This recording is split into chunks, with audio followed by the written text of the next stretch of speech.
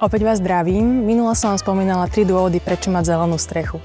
A dnes by som vám rada povedala jeden, mne srdcu najbližší a možno jeden z tých najdôležitejších.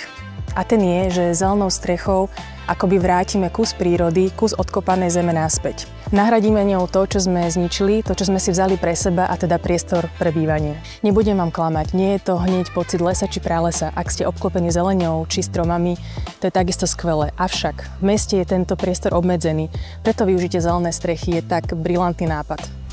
Mnohí ma poznáte a určite viacerým z vás záleží na zdravom životnom prostredí pre nás i naše deti. Chceme sa cítiť zdravo, chceme sa cítiť vitálne a tu rastliny zohrávajú dôležitú rolu. Nielenže zvyšujú podiel kyslíka vo vzduchu, ale takisto zachytávajú CO2 z automobilov, prachové častice a iné škodlivé látky. Znižujú hlučnosť a eliminujú vplyv UV žiarenia. A robia presne všetko tak správne, ako príroda sama. Môžeme sa zdravo stravovať, môžeme sa zdravo hýbať či oddychovať, avšak na prostredí, ktorom to robíme, bude vždy záležať. A tu zelené strechy môžu slúžiť ako rekreačný priestor, môžu takisto slúžiť na výsadbu bylín, plodín či na pozorovanie večernej oblohy. A preto je zelená strecha tá pravá voľba pre vás. Poďme do toho spolu.